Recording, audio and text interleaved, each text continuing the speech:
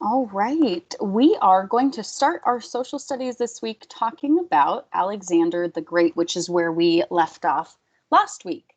So, last week we had talked about some of the war in Greece, and this week we are talking about the powerful force that was rising while the Greek city states of Athens and Sparta were so busy fighting each other. So, they didn't see what was going on to the north of them, and so that's where we're going to take off today is talking about Alexander the Great. So, a little bit of background information on the who's and the where's that we're going to talk about throughout this presentation. Where this is all taking place, so here in the yellowish green is where we have Greece. And up to the north is where we have Macedon, or a place that we're going to call Macedonia. So it's land to the north of Greece. Some of the important characters or people that we're going to talk about are Philip II. He was Alexander the Great's dad, and he was actually the king of Macedonia for a while. We're also going to obviously talk about Alexander. He gained military control when he was only 20 years old, and he was sort of his mentality was world conquest. He wanted to conquer the world and control everywhere on Earth. We'll also talk about somebody called Bucephalus, and Bucephalus was Alexander's horse. And Bucephalus was very important to Alexander, was a gift that was given to him by his dad, Philip II. At the very end of this presentation, we'll talk about a military general called Ptolemy. His family, he became a pharaoh of Greek portion of Egypt, and his family, the Ptolemies, ruled for around 300 years in Egypt. And somebody that you might recognize, Cleopatra, was the last member of Ptolemy's family to rule or be a pharaoh in Egypt. So Cleopatra is actually one of the characters that we'll talk about when we talk about Alexander the Great. We'll also talk about a group of people called the Hellenes. These are Greeks. When we talk about Hellenes or Hellenistic culture, that is the Greeks' name or the Greeks' word for themselves. So once the city-states banded together and they weren't at war with each other anymore, they called themselves the Hellenes. And so we'll talk about sort of that Greek culture rather than Athens and Sparta, Ionia, and places like that. So when they all banded together, they called themselves not Greeks, but they called themselves Hellenes. All right. So while the Greeks were so busy fighting each other, Macedonia was on the rise. Macedonia, people thought of them as very old-fashioned because while the Athenians had a new style of government that we know as democracy, Macedonia was still being ruled by kings, and people thought that that was very old-fashioned, so they didn't really give them much attention. They didn't pay much attention to them. Macedonia was briefly a part of the Persian Empire, but once Xerxes was defeated, then Macedonia gained their independence and they started conquering land to the north of Greece, and they started gaining lots of land and expanding their borders. So adding to their army, creating allies, and things like that. Philip II was the king. After Philip II's brother died, Philip became king. Philip's brother had a son who should have been the heir of Macedonia, but he was just a baby at the time, so he was too young. And so the nobles elected Alexander the Great's dad. The nobles elected Philip II as king. So I want to make sure that this is clear. Philip II gained power after Philip's brother died, and basically Philip's nephew should have been the new king, but the nephew was just a baby at the time. So that is how Philip II gained control over Macedonia. He was a military genius. He built up a very powerful army, developed new tactics which you'll see in the background here. So it says Philip's new weapon helped him win battles. The long Macedonian pike meant that an enemy could not easily attack his troops head on. So Philip II developed, he fought in a formation that we talked about with ancient Greek culture called a phalanx. And this is just a formation that helps soldiers protect each other. And then what you see in their hands. So in this image in the background, you will see a very long pike.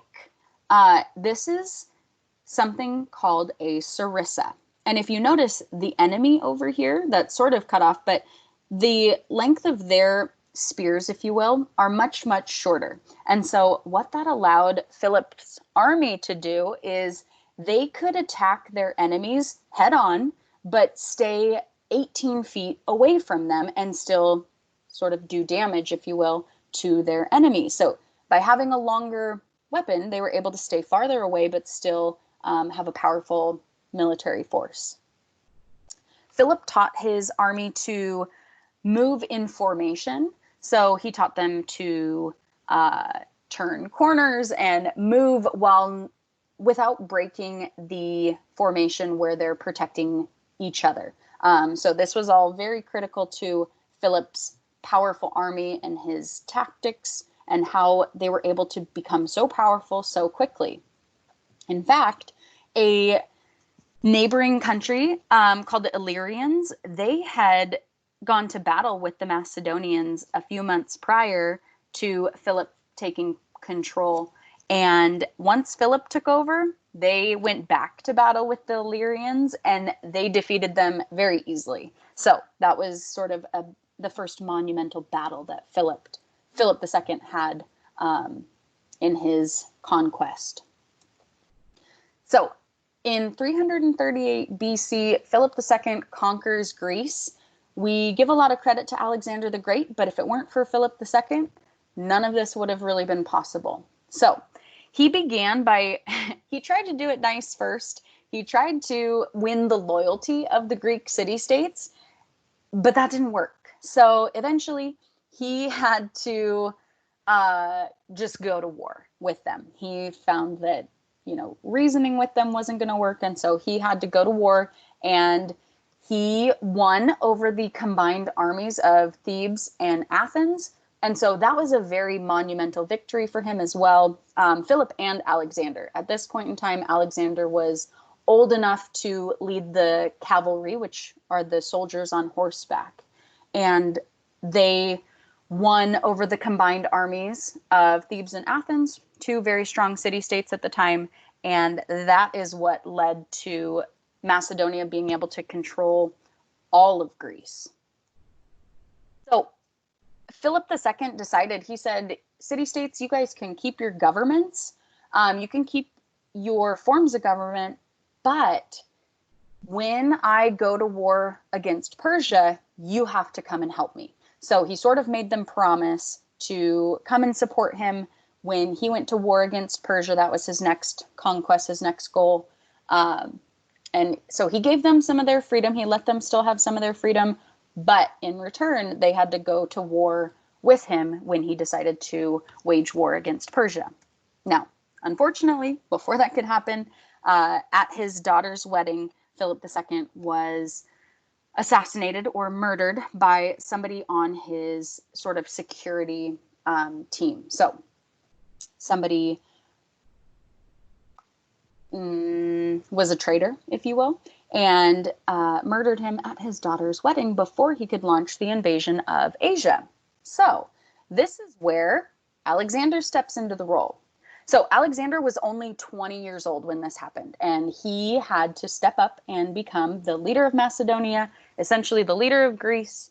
And he had some experience with this because he had already been a military leader with his father, Philip II, but this was his first time really being in control. And Alexander was a great military leader. He riled up his troops and got them very motivated to go to battle. And one of the things that motivated his soldiers the most was that Alexander was at the front of the lines every single time. So he and his horse Bucephalus were at the front of the charge every single time. And so his soldiers were motivated to fight with him because they knew that Alexander was going to be right there in the heat of the battle. So Alexander had studied under a famous Greek philosopher that we know as Aristotle. And Aristotle gave Alexander a copy of the book called the Iliad. And this is sort of the foundation of Alexander the Great. He reads this story of Achilles, who was a very famous war hero, known for his strength and heroic behavior. And Alexander the Great, at this point, it's just Alexander.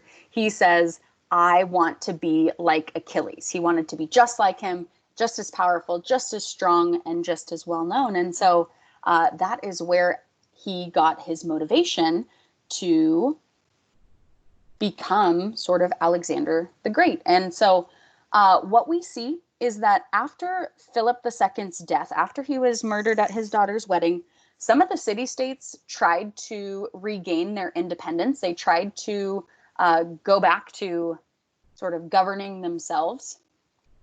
And Alexander knew that that was not going to fly. That was not what his father had set out to do. He was set on uniting Greece. And so as a way to show that power, he burned the city of Thebes to the ground. And that is what you see in this image up here. Obviously, it's a modernized depiction of the burning of Thebes, but that is the way that Alexander showed that he was in control, that he had power, and that you were not going to try and rebel against Macedonia. So in 334 BC, Alexander leads, and remember, this is what riled up his forces. This is what motivated people to follow him, was that he was leading all of these military charges. And he led 30,000 infantry, who are foot soldiers, if you'll remember from last week, and 5,500 cavalry, which are the soldiers on horseback. He led them into Asia. So we're going to take a look at a map here. The red arrows where you see the route of Alexander. The red sort of bursts, I guess I would call them, are victories. So you have Alexander the Great. Oh my goodness, where's my cursor? There we go. Alexander the Great coming out of northern Greece, out of Macedonia, and traveling into parts of Asia. He even travels down into Egypt and establishes one of the most powerful cities in the time, called Alexandria, Egypt. Now, I need to add that Egypt at the end because you'll take a journey with me as we continue Alexander's route here. You'll notice that along the way, there are lots and lots and lots and lots of Alexandrias that he establishes in his name. So these are towns that are founded by Alexander, and he was very creative and named them all Alexandria. Some of them, like this one, is one of my favorite, Alexandropolis. There's even Alexandria Bucephalus after his horse. So Alexandria, Egypt, though, is one that we'll talk about in the next section on Greek culture. But this was a very powerful city that you'll learn about here in a little bit. So the yellow that you see is the empire that Alexander the Great was able to conquer in just 11 short years. He was able to conquer this much of the Eastern world. So parts of Europe, parts of Asia, and even parts of Africa. So he was set on conquering the world. That was what he wanted. He marched south first into Egypt, and he was battling the Persians throughout this. So the Persians still had control over parts of Asia and Egypt, so parts of northern Africa. And Alexander marched his way down and freed those cities from Persian rule.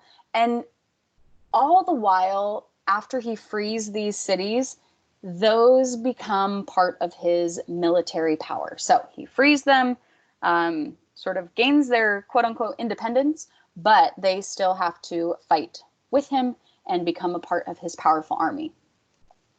So what you see in this slide is an artist's drawing of the city of Alexandria. In the next lesson, or the next section that you're going to listen to, I'll go into more detail on Alexandria, but very powerful in terms of trade and knowledge, cultural meshing or mixing. This was in northern parts of Africa. So you have Egyptian culture, you have Jewish culture, Asian culture, all mixed into one city. So after he conquered, he freed Egypt from Persian rule, he headed back to Persia and defeated the Persian king.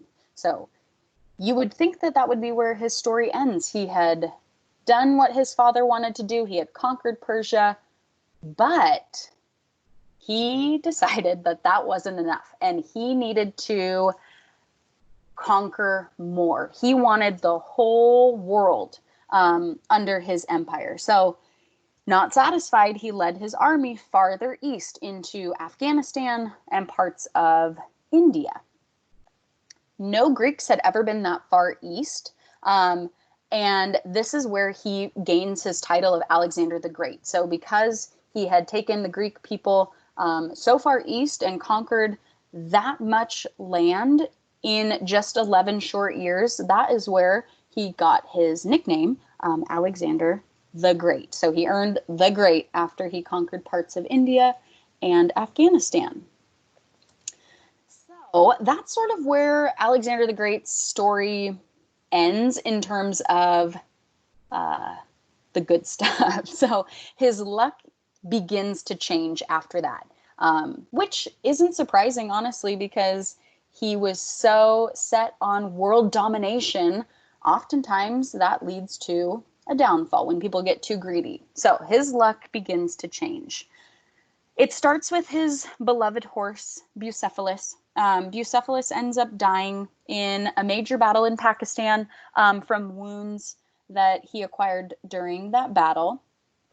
So that was a huge hit to Alexander's morale. That was one of his favorite things, his favorite gifts from his dad, and that's what he rode into battle. So Bucephalus dies, and at that point, the army that Alexander had acquired, the army mutinied. And what that means is that they sort of turn their backs on Alexander the Great, and they say, no more, we're done, we've conquered enough, and they turn and they start heading back west. So his powerful army, all of his followers say enough, and they go home. In 323 BC, Alexander acquires a fever, and he ends up dying at the age of 32, 33 of a fever in Babylon. So that's where Alexander's chapter, his story, sort of closes. But he had conquered all of this land, and they needed to do something with it. So what they ended up doing is they ended up, the military generals, ended up dividing up Alexander's empire, and they sort of ruled different pockets of Alexander's empire around the world, or around parts of Asia. So at this point in time, Alexander did have a son, but similar to what happened when Philip was crowned king, Alexander's son was too young, so he couldn't take over. He couldn't rule Alexander's empire because he was just a baby. So that's where they decided to divide it into kingdoms and have some of the military generals sort of rule each kingdom. This is where Cleopatra comes into play. There was a military general who was great friends with Alexander the Great, and he ends up getting the kingdom, a kingdom in Egypt.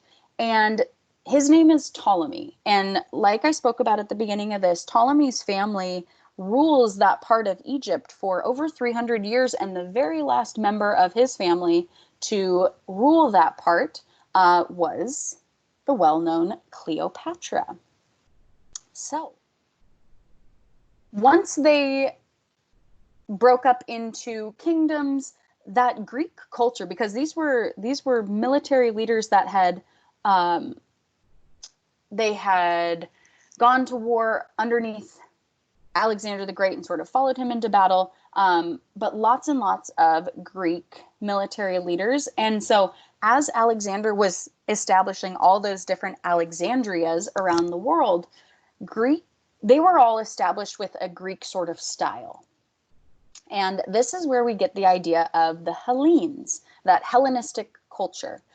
So all around parts of Asia, parts of Northern Africa, parts of Europe, anywhere that you have the Alexandrias, you've got Greek culture spreading and mixing with the local culture and arts and things like that. So you have this massive spread of Greek culture and traditions and ideas all around the world.